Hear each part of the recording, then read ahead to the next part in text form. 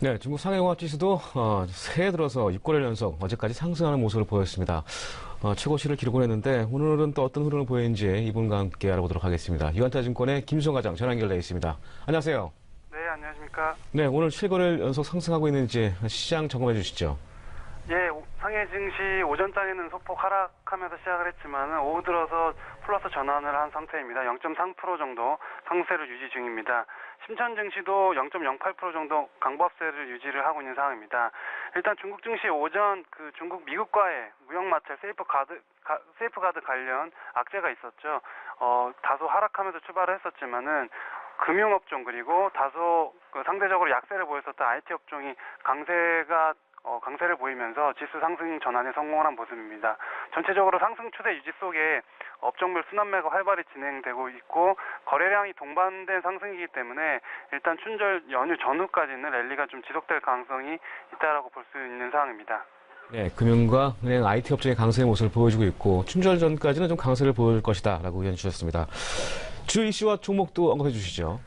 네, 중국 증시가 연일 강세를 보이고 있고 또 신흥국 전체적으로도 좋은 증시 움직임이 나오고 있습니다.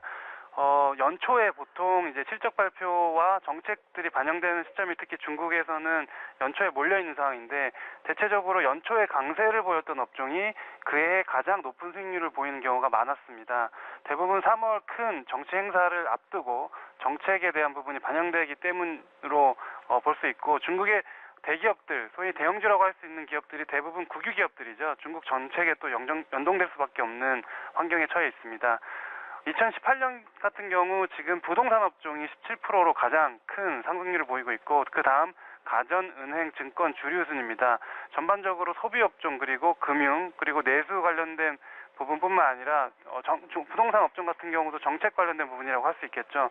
모두 다 연동되는 부분입니다. 그리고 반도체 통신 설비 업종은 약세를 보이고 있는데 역시 반도체 부분은 이제 글로벌 반도체 고점 논란 그리고 달러 약세에 따른 여러 가지 또 정책적인 변화도 맞물렸다라고 볼 수 있을 것 같습니다. 특히 수출 관련된 업종들이 다소 약세를 보일 수밖에 없는 환경에 처해 있습니다. 두 번째는 전반적으로 대형주 강세 기조가 뚜렷하다라는 부분입니다. 대형주 대표 지수인 상해 선전지수 CSI 300 기준으로 전거래일 0.7%, 지금 현재 상황에서도 0.3% 이상 상승하고 있는데 31개월 내 최고 수준에 육박하고 있는 상황입니다. 상해 증시가 2년 내 최고 수준이라는 점을 감안하면은 역시 대형주에 집중된 투자가 중국 증시의 수익을 극대화할 수 있는 투자 방법이었다라고 지금 가늠할 수 있고 앞으로도 그럴 가능성이 높습니다. 경제 지표가 예상외로 굉장히 선전하고 있죠. 그리고 중국 대부분의 기업 실적이 작년과 재작년 중국 정부에서 추진한 구조개혁의 성과들이 반영이 되면서 실적이 굉장히 안정적으로 상승하는 모습입니다. 그리고 신용융자 잔액도 2년 내 최고치를 기록하면서 1조 665억에 육박하고 있는데 우리 시장 코스닥 같은 경우에는 신용융자가 보통 부담스러운 부분으로 해석을 하는데 중국 증시 같은 경우는 신용융자가 개인 투자자들의 투자 심리를 파악하는 지표로 사용이 됩니다. 대부분의 거래량이 개인 투자자들이 점유하고 있기 때문에 이 신용융자 잔액이 점차적으로 증가하는 부분은 계속해서 투자 심리가 좋아지고 있다라고 해석할 수 있습니다. 마지막으로 연계해서 지금 시점에서 중국 증권 업종에 대한 부분을 좀 말씀드리겠습니다. 최근 우리 시장도 코스닥 지수 상승에 따른 거래대금 증가 그리고 그에 따른 증권 업종에 대한 주가가 좋은 흐름을 보이고 있죠. 중국도 마찬가지입니다. 작년 12월 달에 거래 상해 증시만 놓고 보자면 평균 거래대금과 2018년 들어서 평균 거래대금을 비교해 보자면 약 30%가량 지금 거래대금이 증가되고 있는 상황입니다.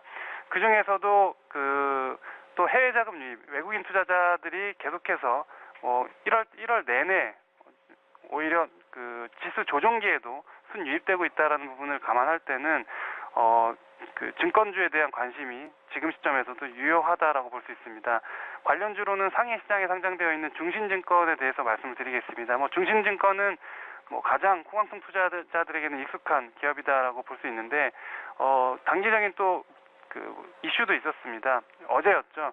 16일 홍콩 거래소에서 신성장 기업들에 대해서 상장 장려를 장려 정책을 하겠다라고 이야기를 했는데 이 중신증권 같은 경우 IPO 관련 시장 점유율 1등 기업입니다.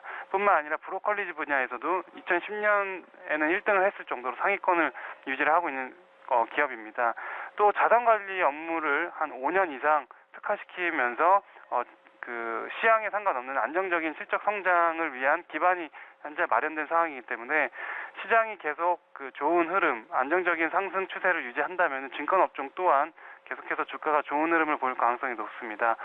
중국 내에서도 업종별 차별화가 심하기 때문에 계속해서 그 시장에서 그 주도주격으로 상승하고 있는 종목들이 앞으로도 계속 유망할 가능성이 높다라고 좀 말씀을 드리겠습니다.